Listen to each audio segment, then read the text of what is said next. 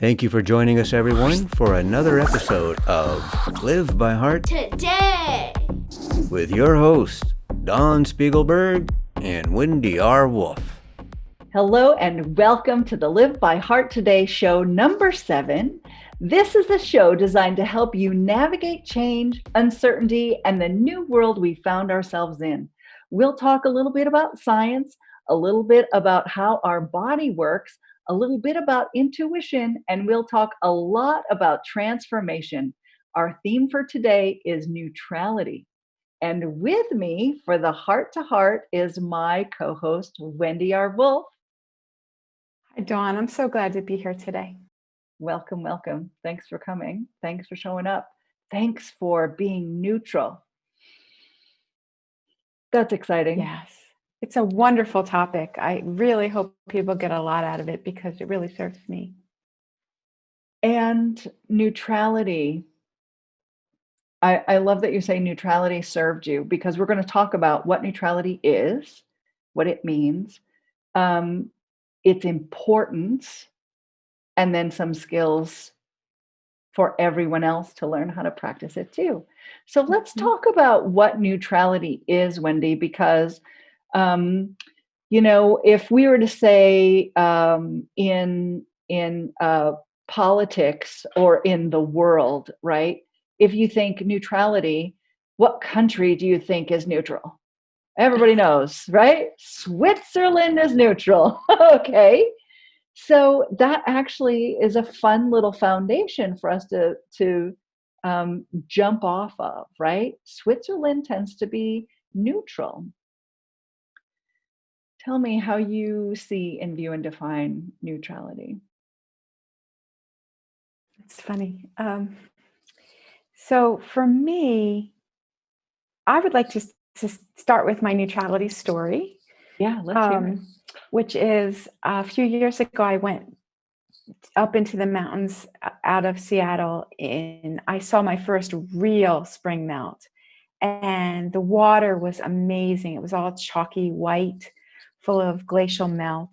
And there were like boulders moving along in it. And there were trees moving. I mean, it was just extraordinary.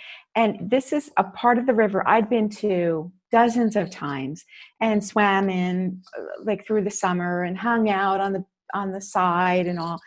And I walked up to the edge of the bank. I looked over and it was cacophony, just cacophony. And my body was like, not safe. Took 2 giant steps back. I was like, I cannot fall in that. I will die. It was freezing. It was going. And I was like, what is going on? It was new to me because I grew up in the East. So this whole raging river thing was strange to me. And I realized that the river has seasons just like our lives, just like my inner life. And just like the world, like sometimes it's just like a lazy little river. And sometimes it's like, oh my gosh, like if I'm in that, I'm carried away, right? That's life. Right. Like I'm just carried away. So that for me, this is a great picture for neutrality because I practice being up on the bank. Oh, yes. And I can see the river, I can feel the river, I can taste the river, I can smell the river. I'm with the river, but I'm not in it and carried away. And sometimes it's fun in the summer to go splash around in all the gooey, yummy stuff, all the deep, wonderful humanity stuff. But it's important to just note when things are starting to go a little haywire, things are getting a little intense, to just go up the little path to the bank and stay with what's going on, but not be in it, not be run over by boulders in life. That is a beautiful story. And I'd like to mention that heart coherence, when we practice heart coherence, it provides a higher perspective. And the bank is your higher, broader perspective, because what's happening, you can see where the river's coming from You can Yes. see where the river is going. You can see all the things being controlled by the river. You mentioned boulders and trees, right? What are the fish Yes. doing? What's all Yes. happening? Yes. But you yourself, you're safe, and you've stepped away from the, what would it be called? Because you can The see the cacophony. experience. Yes. You can still experience the river, but Yes. you're not in it, and you're not being bombarded. You're not thinking you're Yes. going to drown. That's a Yes. beautiful story. So I'm being a witness. People Oh, that's say good. an observer, Yes. right? So like there are times that I want to be in it. If I'm making love, if I'm out on the dance floor on a Saturday night, right? Like be in it, right? Be in it. It's great. It's delicious. But have the opportunity to not be in it when other things are going on. And to just Mm. notice that I can take my attention and not let it be carried away by something else. I can stay right here and with that attention. So you mentioned dancing, right? You mentioned intimacy. So being caught up in something is an okay thing, but both of those things aren't a threat to your survival. Like the river, right? Being in the Right. river is a threat to your survival. So, how do you distinguish when it's okay to be objective, when it's okay to be neutral, when do you really need neutrality, and when is it all right to be in it, be in what's happening in the experience? Well, if I take us out of the metaphor for a minute, because like the river sometimes is lovely and sometimes is life threatening. Ah, yes. It depends on the day, the moment. But if I take us out of the metaphor, I can talk about resistance, attachment, being hooked. You know how they say, oh, I'm going home. Oh, yes, they press my buttons. Yeah, because they installed them. Like we all have, a lot of us, we have buttons, hooks, things that we're just like, or I have to have it. I have to have it. All of Mm. that is not neutrality. All that is the opposite of neutrality.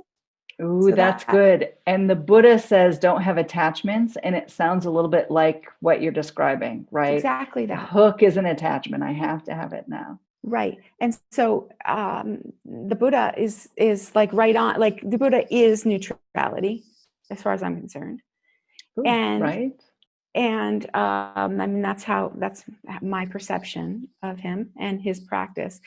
And yeah, and it's like, this is all about, suffering. So if I'm going to go to the river and get in it and it's like 33 degrees and pummeling me to death, that would be like suffering, an opportunity for suffering. So I can stay on the bank, right? How Right. do I know? Because am I suffering? Yes. Right? Am I suffering? And like, am I spreading suffering? Mm. Right. That's how I know. If I'm caught, if I'm hooked, if my buttons are pushed, if I'm, what do people say, stimulated, Yeah, then triggered. like, it's just like, oh, this is a good time for me to climb up onto the bank and get more neutral, get more as an observer and not dragged away by whatever's going on, the emotion, the memory, the thought, the impulse of the body, like a sexual impulse or a survival impulse or a power impulse. These are Or a wonderful shopping things. impulse. Or a shopping impulse. There's nothing wrong with any of it. It's all awesome, wonderful human experience. It's all a blessing. And if it stops being a blessing, that means I've come out of neutrality and I've started attaching, resisting, Ah. getting hooked. So that's a beautiful moment to start talking about the importance of neutrality, right? So, what I think I'm hearing you say, and I haven't heard you use this word yet, is that from neutrality, we have less judgment Is that true? Right? We're not assigning a meaning, something Yes. is good or something is bad, to what's happening outside us. Yes. Yes. And I tend to see judgment as an intellectual process. It's part of our Mm, thought processes. mm, And that's one of the thought processes that we don't have to fall into. A lot of us feel like just judgment just happens, and it is. It is, and that's something we can continue to become more neutral, and it stops being a habit. But mm. for a lot of us, it's a very strong habit. But even when it's happening, we don't have to be hooked by it. It's just like, oh, that's an interesting judgment. It does, that in the front door, out the back door, don't serve it tea thing, right? Yes. It's just a judgment. Oh, fascinating. Right. And that can slow down and stop. That doesn't have to be there. But in the beginning, neutrality just looks like noticing the judgment instead of being like, oh, no, judgment. Ah, yes. I Yeah. like that. It's coming in through the front door, right? Don't ask it to sit and have tea with you. Just let it keep going. Yes. So, we've been talking about the nervous system and the sympathetic response, which is not feeling safe and noticing a threat, right, Yeah. in our environment. How does neutrality affect our nervous system? So awesome. Because we can, in a prior episode, we talked about this. So important to disambiguate, for example, the fear from what do I need to do to keep myself safe? And, like for a coronavirus, for example, Yes. right? And it's all mixed together. No neutrality, all mixed together. But when I start to have neutrality, I can start, okay, this is my fear. This is my thoughts and judgment. This is my impulse for safety, right? I can just start to disambiguate it all. It just doesn't have to be a big pile of mush that drives me. And then I could be like, okay, so let me find the facts and make a risk appraisal and decide how to behave. From neutrality, that's not hard. I love that you make that distinction, because I've been reading some, are they called forums, right? Comments that people make. And Mm-hmm. being a body worker, I'm on several massage therapy forums. Yes. And they're all worried and they're all upset because of all the changes that have to be integrated, right? The new PPE, personal protective equipment. Yes. Where are they going to get the gowns? Where are they going to Mm-hmm. get the masks and the face shields and someone even said, what if a client sneezes when they're getting dressed, right? And there are droplets everywhere and people are concerned, well, the office I work in, it's all carpeted. What do I do?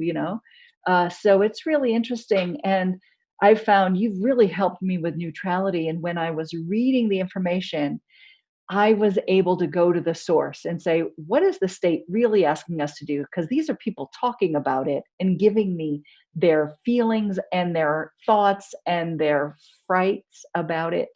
Let's find out exactly what the state of Washington is saying. And once I read it from a much more neutral place, it was like, oh, it's so easy for me to roll up a carpet. It's so easy for me to, just wipe stuff down. I do it anyway. Yes. So I Yes. love that neutrality is so applicable and it's practical.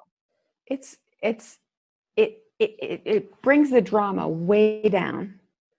Yeah, let's talk about the drama, because I had a little drama in my life this morning. I flooded my bathroom, right? That's drama.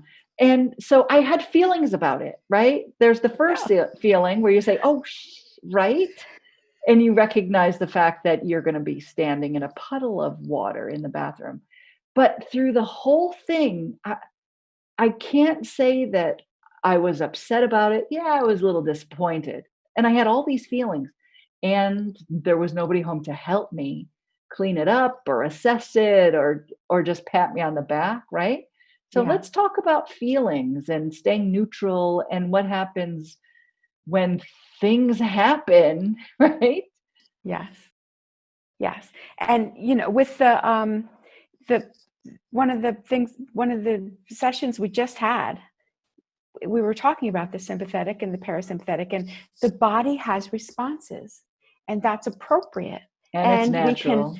We can exacerbate them with our thoughts or de-escalate them with our thoughts, etc. But the body has reactions, we have feelings, and they're all a gift. They're a wonderful, wonderful gift with all kinds of information for us, and helping us to have a better relationship with our body and what our body needs. So these feelings are so important to self-care, just like with an infant that we love, or a lover, or a companion animal that we're crazy about, right? It's just like, oh, honey, what do you need? Oh, you're hungry? Okay. Thirsty? Okay, right? No more valuable information these feelings have for us. It's so important to notice them and to respond. We don't have to react, and we don't have to be, it could be just like, like the kids in the back seat, I want ice cream. It's just like, after dinner. Don't always get what you want, but it's heard and taken into consideration. So that's my perspective on feelings. They're such a gift of body communication of ourself and what's going on with the other people. We know what's going on inside them because of their feelings. They are projecting out to us. We can't miss them. Yes, that's true. Whether they're cursing or little microaggressions, either way, we know. And then there's energy too. So we know. So that's feelings, but that's not what I'm talking about with neutrality. Like, we have feelings, awesome. Let's not stop them up or stop having them. That's the wrong direction, and it's unhealthy. Just like you don't tell the baby not to cry. Right? Like, the baby needs the diaper change. You don't say, shut up. Yeah. They need to express, right? They need to express. And we're human beings. We need to express. So if we have an emotion, no matter how much we like it or don't like it, and we don't exacerbate it, it's gone soon, and it can inform us along the way. I talk about feelings about like telegraphs. It's just like, I need this. I don't like that. I want more of this. Just telegraphs. I get the information. I choose what to do with it, and then I put it in the recycling bin, and it's over. But if I won't deal with them, then they get stored in the body, and it gets nasty. So that's the feelings. And then neutrality is not that. Neutrality is a place to sit. Neutrality is a resonance to be in. It's like, what music do I have playing in my body, in my life? And where am I sitting? Am I sitting on the queen's chair? Or am I sitting like in a pigsty? Or am I, right? That's my choice. It's completely in here, not out there. Right. Are you in the driver's seat, or are you in the driver's seat? Yes. Right. Or am I tied up in the trunk? Right. As the witness or the observer or the presence. So neutrality is a choice at every moment. And it's completely separate from the emotions or feelings. And I'm kind of like really passionate about this distinction. Because when we lose this distinction, we start invalidating the feelings and trying to control the feelings. And it just doesn't make sense. If the infant needs a diaper change, the best thing is to find out fast, or else you're going to have trouble. You're going to have diaper rash. Right. And etc. So here is a good time to recognize our sponsors. Thank you, We Are Historically, for making this show possible. Hooray!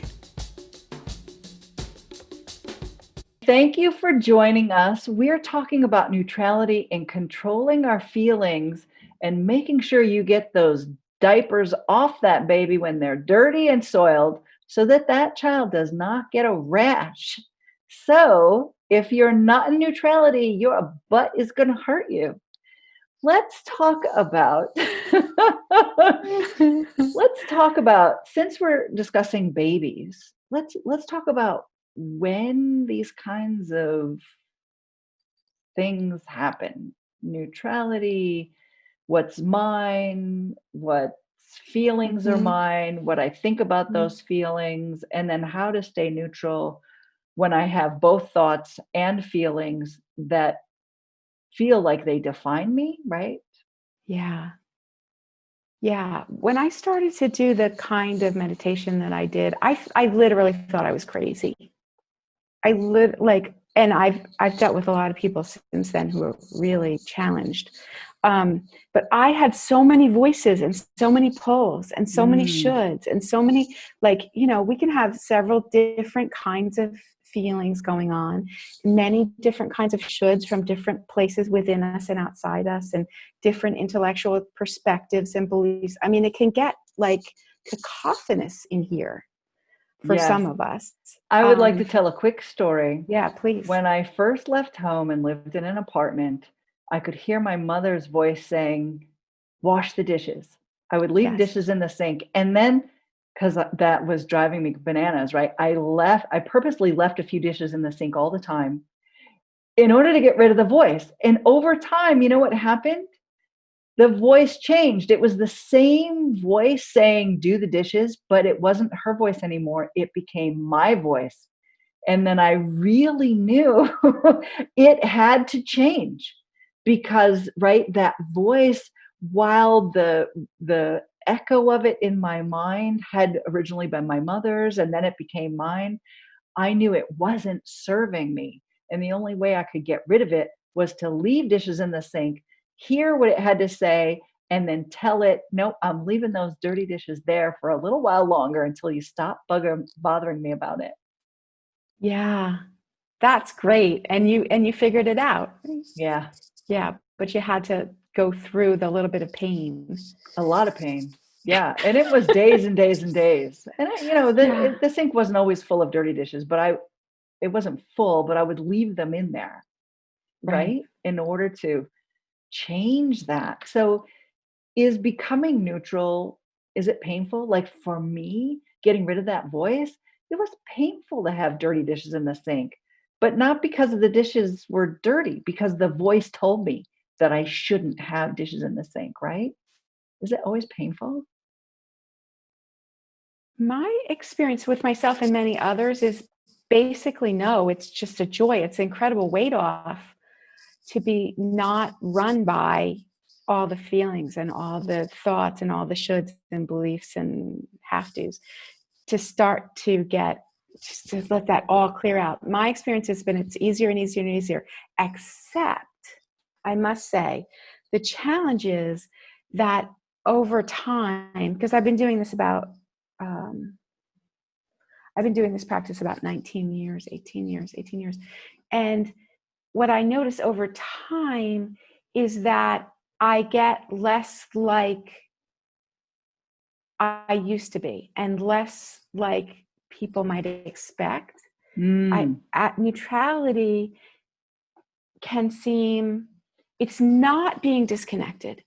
It's actually being free to act. Like what I just was working with somebody on this. They're just like, it has to be a certain way and I'm upset about this. And it's like, I love, so I have to be engaged.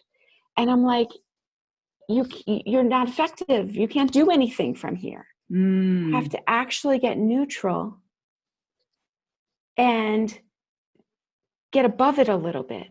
And then we can actually help to make the changes in the world or for ourselves or others that we mean to make. But if we're hooked by it, it's just an isometric game, and what resists persists. Yes, that's melting water at 32 degrees, right? You have to keep putting energy in to try to melt this water if you're living in a 31, 32 degree environment, right? It's a lot of effort, and eventually you're going to get tired and the water's still frozen. Yeah, there's a lot of effort and nothing really changes. But when we get neutral, we can and get up a little bit, we can see, oh, this is an issue, and I can come in and I can do this one thing, and then I can rest, and I can do this one thing and I can rest. There's this bumper sticker like thing. It's something like if you're, if you're not crazy, you're not paying attention. What's that word? If you're not Insane. there's a word if you're, but it's just like, I'm sorry, but it's not helping. No matter how emotional I get, that's not the answer. The answer is to let myself, whatever is stimulating me to be that insane, crazy in my emotions, letting that settle down, caring for myself in ways that help that settle down, then I can act in ways that are actually useful to make the changes that I want to see. So neutrality is not disengaging from the earth and flying around on a cloud, right? Like, that's not neutrality. That's being on drugs or something, that's right. That's not neutrality. Neutrality is not being dragged along so that I can act and not react. And I can actually make effective change. So you're talking about making better choices, making better decisions, actually seeing a broader picture.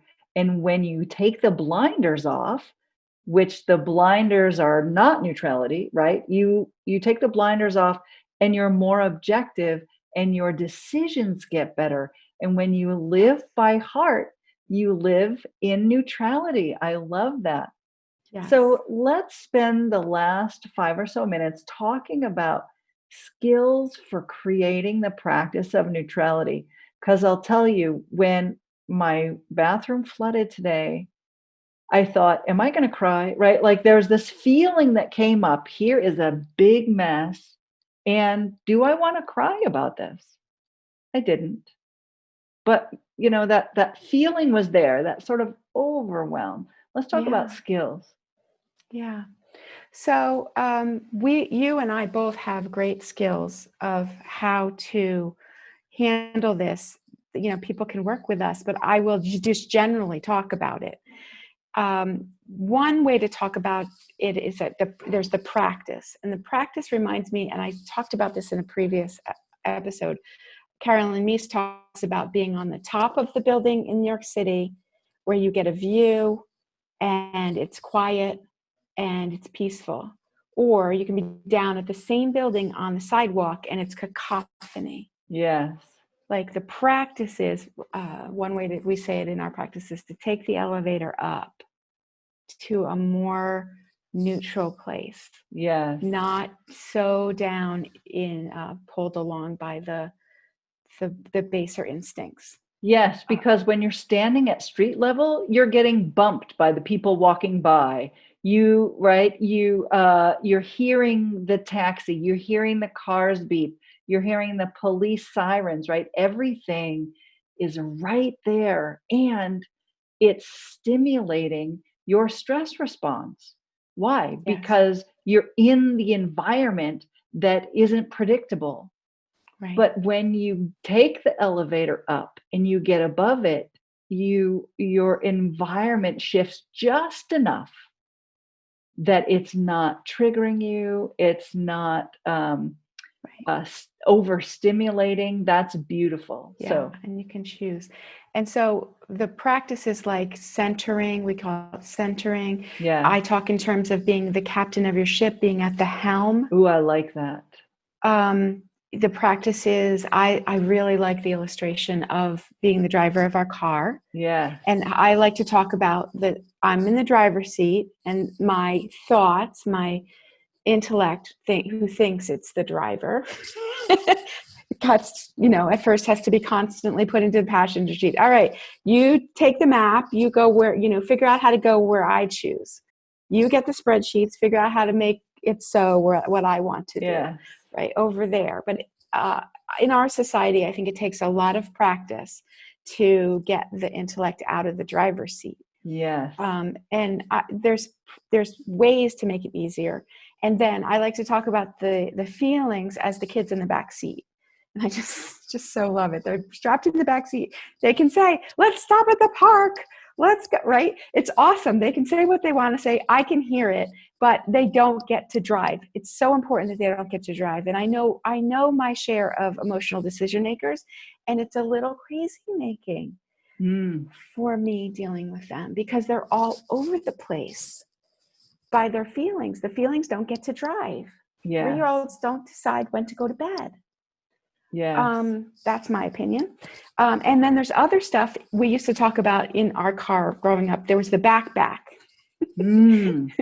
And, so there's also, where do I want my sexual impulses to sit?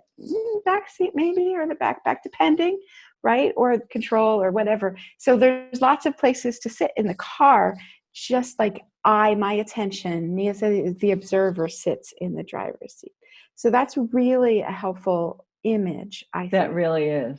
And then, so it's a practice, but it's also a resonance that I can choose. Like we talked about before, what music am I playing in here? And we can choose to be in that neutral, higher perspective song. I love that you say that because, when you bring your awareness to something, and I've used this example before, I bring my awareness to a particular kind of car that I like. So we were looking at Toyota, I think it's the Highlander or something, right?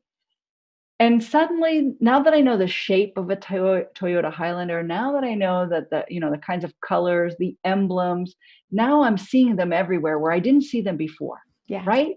So when we talk about neutrality, we talk about the qualities of it, we talk about the shapes of it, what it looks like, what it can feel like, what it does for you. And as you become familiar with all those aspects of it, then you begin to see it more often. You embrace it. You're able to recognize when you have it and when you don't. And you actually are training your brain to begin choosing it over other things. That's fabulous. Wonderful. In our last minute, what would you like to share? I have so many things. I look forward in our next time together to speak more about neutrality because I believe it's life-changing, truly. Yeah. And I love that neutrality is something that happens as a natural outcome of practicing heart coherence.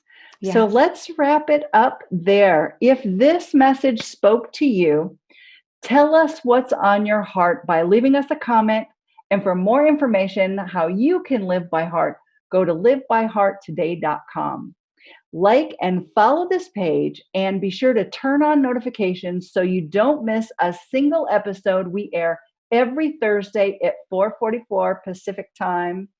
From our hearts to yours, we're creating a better tomorrow, and we encourage you to live by heart today. And that concludes this portion of Live by Heart Today! Thank you for watching. View more episodes on our YouTube channel. Don't forget to like and subscribe. Let's give a shout out to our sponsors. Thank you, We Are Historically, for making this show possible.